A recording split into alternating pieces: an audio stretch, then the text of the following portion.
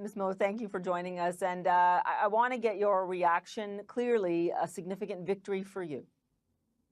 Well, I'm obviously delighted that the courts have upheld the previous judgment that only Parliament is sovereign and that our government and our Prime Minister can't bypass them and decide on people's rights. So I'm obviously delighted. But even more so, I'm celebrating the fact that the courts have actually upheld our Constitution and the laws that govern us as a democracy.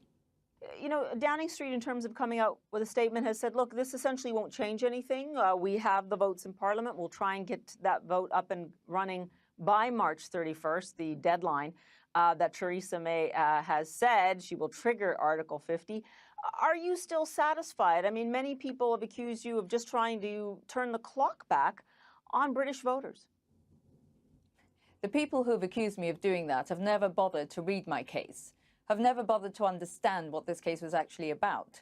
So if I had lost this case, would have rocked the very foundations of our Constitution. So those people who are accusing me of trying to turn the clock back, I would accuse them of being just lazy intellectually and dishonest when it comes to the view of this case. Because if they are, for example, ministers sitting in Parliament who disagree with my action and disagree with Parliament having a debate and a vote, then they should leave Parliament tomorrow, give up their jobs and go and do something else. They can't have it both ways. But if you will allow, I mean, this was direct democracy in action for Brexit. There are people sitting in cities and towns all over the UK saying now, hey, wait a minute, I voted. I didn't want my vote to go through my MP for a reason.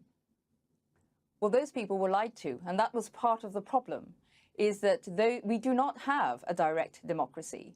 They were lied to then when they were promised that that vote meant that we were leaving the day after. That is not how our Constitution works. That's not how our democracy works. And that is one of the issues I have with the whole process as we move forward, is that we have politicians who are not telling the truth. And I would like now that we've won this case, for there to be an honest debate, transparent scrutiny in Parliament when we talk about how we leave the EU. It's not about undoing leaving the EU, it's making sure we do it in the best possible way. And if the politicians were not able to stand up, then I stood up and I took the government to court to say, you are not above the law.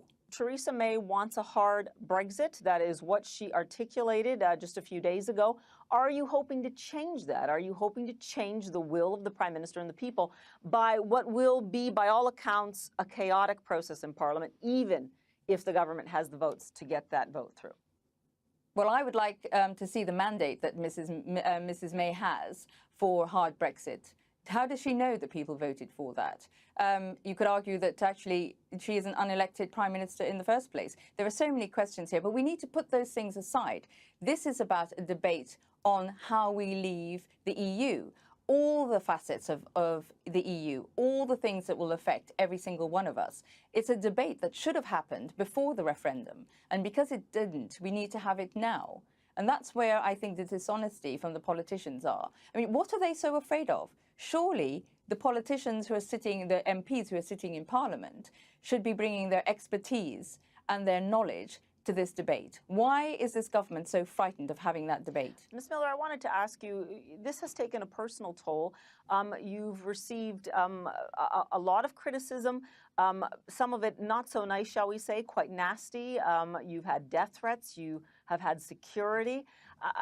Has that personal toll on you been worth it? Has it surprised you?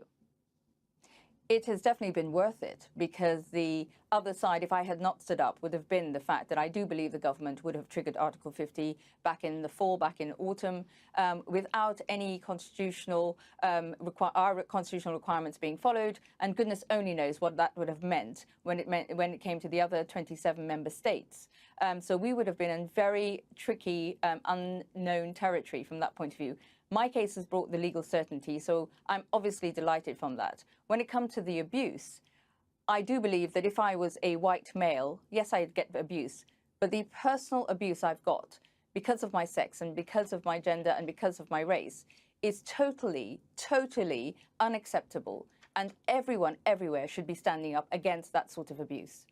What do you think that says about British society? And I'm sure that you have gotten some support from people who are not happy to be seeing that at all. But what do you think it says about this very polarizing debate right now?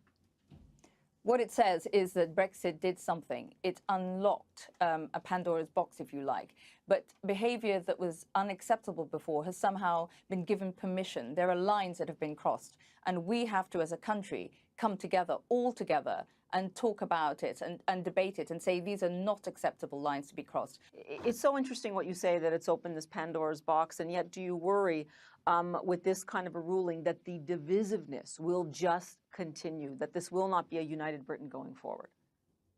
No, I think it will actually. Now the politicians, it's their duty to ensure that they do talk about cross-party solutions, they talk about a cross-party debate, and that we do take it forwards. If they harp on about the divisions and they harp on about the Brexit vote, then we won't progress. And that's the duty I hope that they will do, and everyone else in the media will do as well.